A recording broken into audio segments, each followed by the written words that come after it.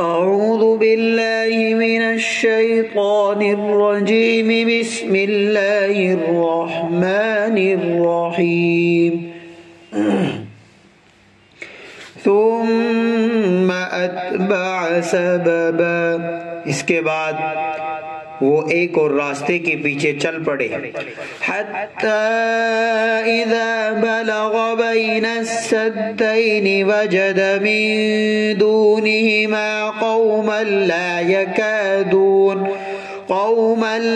یکادون یفقہون قولا، یہاں تک کہ جب وہ دو پہاڑوں کے درمیان پہنچے تو انہیں ان پہاڑوں سے پہلے کچھ لوگ ملے جن کے بارے میں ایسا لگتا تھا کہ وہ کوئی بات نہیں سمجھتے۔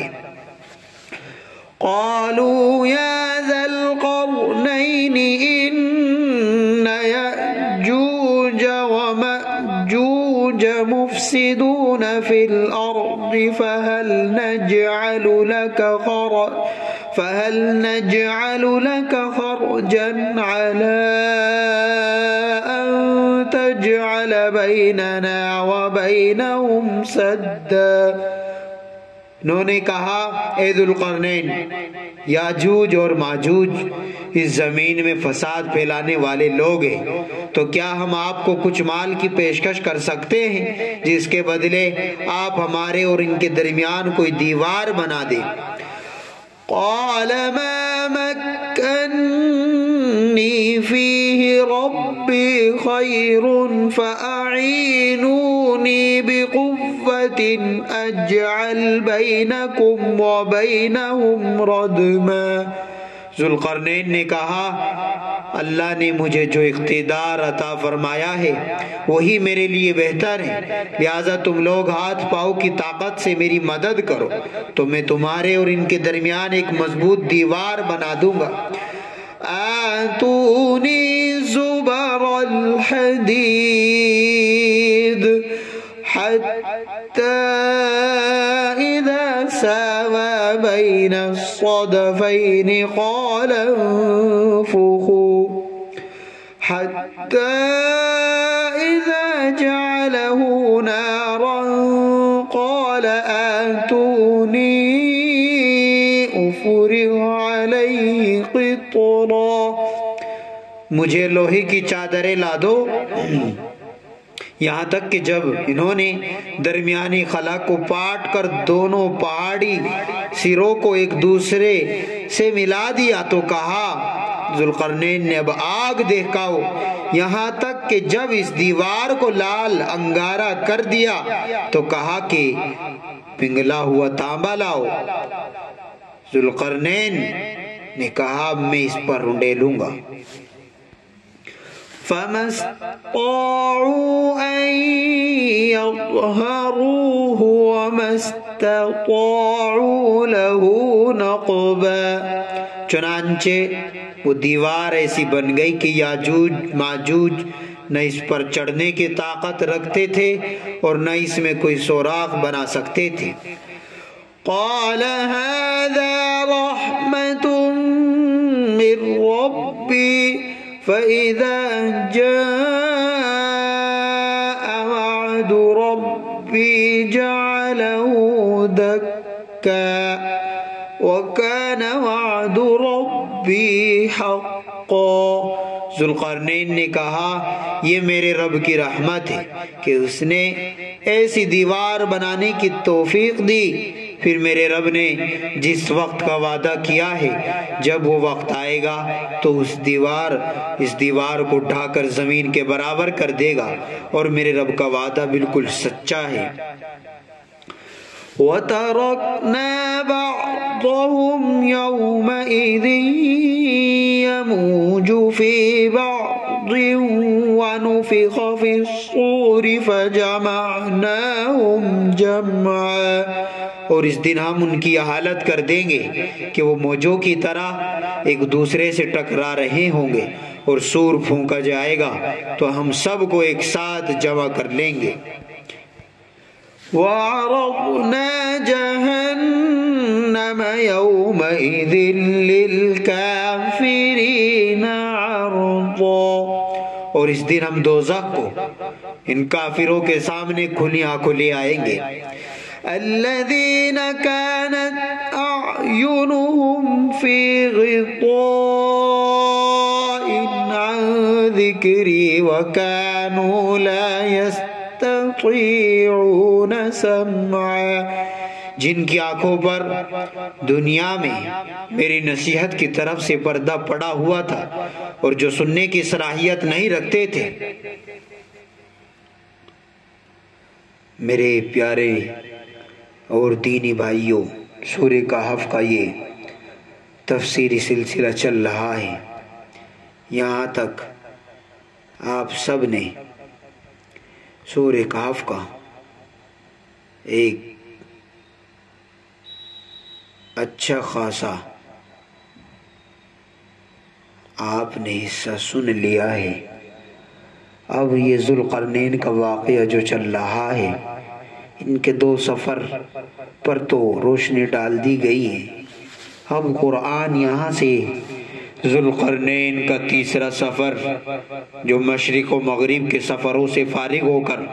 ذوالقرنین نے کیا، یہ سفر کس جانب تھا؟ قرآن کریم نے اس کی کوئی وضاحت نہیں کی۔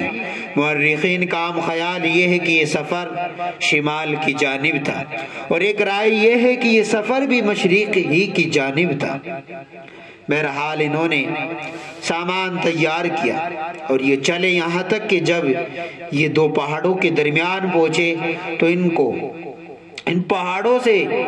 اس طرف ایک ایسی قوم ملی جو مشکل ہی سے کوئی بات سمجھتی تھی۔ اس قوم کے لیے ذوالقرنین اور ان کے لشکر کی زبان بالکل اجنبی تھی، وہ ان لوگوں کی بات بہت مشکل سے سمجھے، اور ان لوگوں نے جن کی زبان ذوالقرنین بہت مشکل سے سمجھے، انہوں نے کہا ہے ذوالقرنین، یاجوج ماجوج اور اس کی پوری قوم یہاں زمین میں آ کر فساد مچاتے ہیں، تو کیا ہم آپ کے لیے کچھ پیسے اور کچھ آپ کو اس پر خرچ کرے، اس شرط کے ساتھ کہ آپ ہمارے ان کے درمیان کوئی مضبوط روک اور مضبوط ایک آڑ بنا دے تاکہ ہمارے علاقے میں گھس کر ہمیں پریشان نہ کرے۔ یاجوج ماجوج پریشان کرتے تھے۔ ان کے بارے میں تمام صحیح روایات، محدثین، مفسرین، مورخین متفق ہے کہ وہ حضرت نوح علیہ السلام کے صاحبزادے یافس کی اولاد ہے۔ وہ کوئی عجیب الخلقت مخلوق نہیں بلکہ دنیا انسانی کے عام آبادی کی طرح وہ بھی انسان ہے۔ ان پہاڑوں کی دوسری جانب آباد ہے، ان کی بہت بڑی تعداد ہے، اور یہ وہاں جب بھی ان کو موقع لگتا یہ موقع پا کر یلغار کرتے اور مجاور قوموں میں گھس آتے تھے، لوٹ مار کر کے لوٹ جاتے تھے۔ ذوالقرنین نے کہا کہ جس چیز میں میرے پروردگار نے مجھے قدرت عطا کی اور مجھے بخشا وہ بہتر ہے کہ مال اور خزانہ تو میرے پاس خدا کا دیا ہوا کافی ہے، بس مجھے تمہاری مالی مدد کی تو ضرورت نہیں، البتہ تم زور و طاقت سے میری مدد کرو، ہاتھ پیر کی طاقت اور جسمانی محنت سے میرا ہاتھ بٹاؤ، میں تمہارے اور ان کے درمیان خوب مضبوط دیوار بنا دوں گا تاکہ تم ان کے شر سے اور ان کے حملوں سے جو یہ لوٹ مار کرتے تھے اس سے محفوظ ہو جاؤ۔ تم مجھے اب لوہے کے بڑے بڑے ٹکڑے دو کہ دیوار بناؤں گا، دیوار بنانے میں میری مدد کرو۔ یہاں تک کہ جب ذوالقرنین نے دونوں پھاکوں کے بیچ میں دیوار صحیح کر کے برابر کر دی تو حکم دیا اور کہا کہ آگ دکھاؤ۔ ذوالقرنین نے اس کو لال انگارہ کر دیا تو کہا کہ مجھے اب یہ لا کر دو تاکہ میں اس پر پنگھلا ہوا تانبا ڈال سکوں، کہ پہلے لوہے کے بڑے بڑے ٹکڑوں کے اوپر نیچے تہے جم جائے۔ پہلے لوہے ڈالا اچھی طرح گرم کر کے اور پھر پنگھلا ہوا تانبا ڈالا۔ جب ان کی بلندی دونوں پہاڑوں کی چوٹی تک پہنچ گئی، اس دیوار کو اتنا اونچا کر دیا گیا، تو اب کہا ذوالقرنین نے کہ خوب آگ دو کو، خوب آگ جلاؤ۔ جب لوہا آگ کی طرح سرخ ہو کر تپنے لگا، اس وقت پگھلا ہوا تانبا اوپر سے ڈال دیا، جو لوہے کی درزوں میں اور لوہے کی جو ذرا مرا سی سوراخ رہ گئے تھے، گھس کر بالکل پیوست ہو کر جم گیا اور بالکل ایک ساتھ مل کر باہم مل کر اب یہ مضبوط اور آہنی دیوار بن گیا۔ اس کے بعد یاجوج ماجوج نہ تو اس پر چڑھ سکے اور نہ اس میں سوراخ کر سکے۔ اس دیوار کی بلندی اور استحکام کے باعث ان وحشی اور جنگجو قبائل کی تاخت و تاراج سے، ان کی جو وہ کرتے تھے، پریشان کرتے تھے، ظلم کرتے تھے، اس سے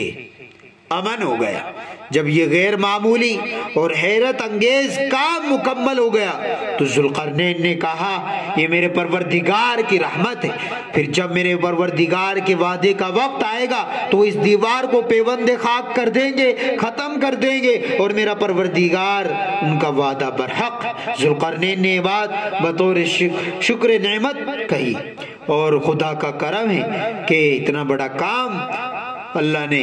ذوالقرنین نے کہا کہ اللہ نے میرے ہاتھوں سے کرا دیا، میرے ہاتھوں انجام پا گیا اتنا بڑا کام۔ اس موقع پر ذوالقرنین نے یہ بات بھی واضح کر دی کہ سردست میں نے ان موذیوں کے شر سے، جو تمہیں تکلیف پہنچاتے، ان موذیوں کے شر سے تم کو محفوظ کر دیا، مگر جب اس دیوار کی مدت پوری ہو جائے گی تو اس کے ٹوٹنے کا وقت آئے گا، یہ مضبوط آہنی دیوار بھی زمین بوس ہو جائے گی، ختم ہو جائے گی۔ جس طرح دنیا کی ہر شے فانی ہے، ختم ہونے والی ہے، یہ دیوار بھی اپنے وقت پر ختم ہو جائے گی، اور ختم ہو جائے گی، بالکل فنا ہو جائے گی۔ اور ہم نے اس روز ان کے بعض کو بعض میں ٹھاٹے مارتا ہوا چھوڑ دیا۔ اس جانب کا راستہ بند ہو جانے کے بعد اللہ فرما رہے ہیں کہ ہم نے اب یہ آپس میں ایک دوسرے میں ایسے جنگ و پیکار میں مشغول ہو گئی، اور ان کی تعداد بھی اتنی زیادہ کہ جب یہ باہم جنگ کرتی تھی اور ان میں جنگ ہوتی تھی تو ایسا محسوس ہوتا جیسے سمندر میں موجیں اٹھ رہی ہوں، سمندر موجیں مار رہا ہو۔ اس روز اللہ تعالیٰ فرما رہے ہیں کہ یہ آپس میں لڑتے رہے، بھڑتے رہے، اور پھر سور پھونکا جائے گا، پھر ہم سب کو اکٹھا کر کے جمع کر لائیں گے۔ قیامت کے دن جب سور پھونکا جائے گا تو یاجوج ماجوج کا ایک ایک فرد حاضر کر دیا جائے گا، ان میں سے کوئی بھی غائب نہیں رہ سکے گا۔ اور ایک یہ کہ آج تو دیوار نے دونوں قوموں کو الگ کر دیا، مگر قیامت کے روز یہ اور تمام مخلوق جن سے حفاظت کے لیے دیوار کی گئی، یہ سب جمع کر دیے جائیں گے۔ اس دن ہم جہنم کو ان کافروں کے روبرو پیش کریں گے جن کی آنکھوں پر میری یاد سے پردہ پڑا ہوا تھا اور وہ سن ہی نہیں سکتے تھے۔ یاجوج ماجوج میں سے جو کافر ہے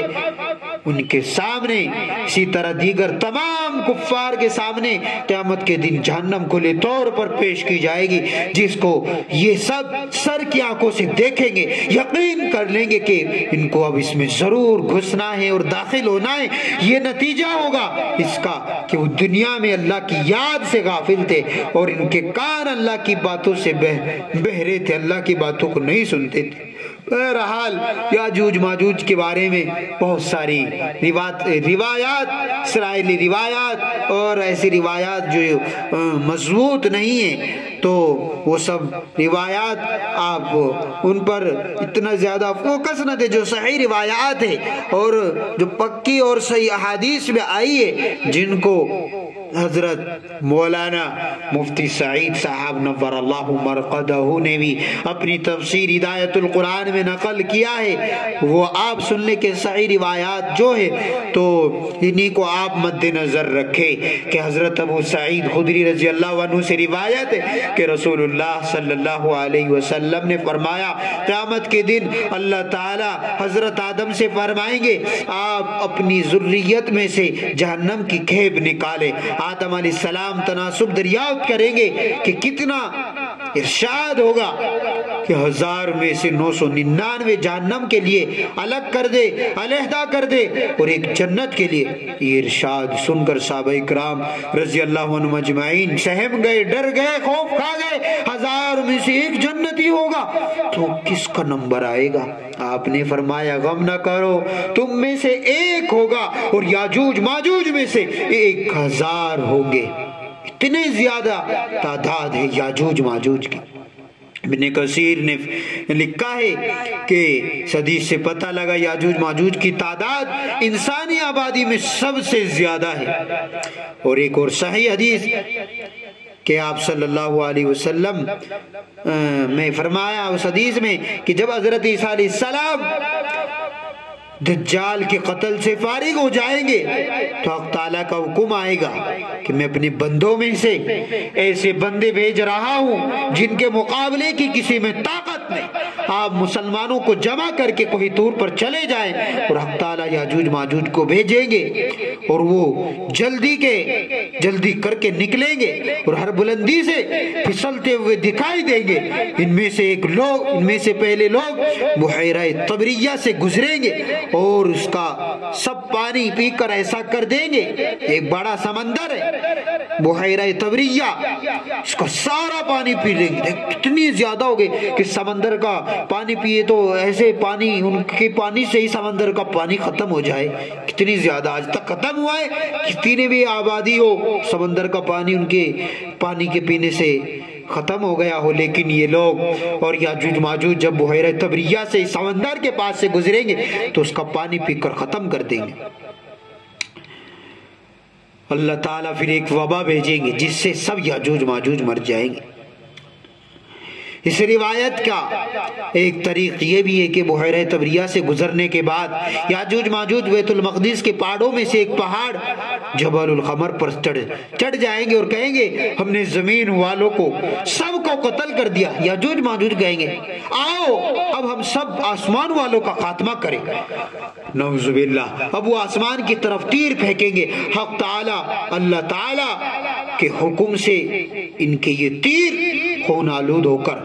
ان کی طرف واپس لوٹیں گے، اور یہ احمق اور یہ یاجوج ماجوج یہ خوش ہوں گے کہ ہم نے آسمان والوں کا بھی خاتمہ کر دیا ہے۔ اللہ تعالیٰ سورہ کہف میں اللہ تعالیٰ نے فتنوں سے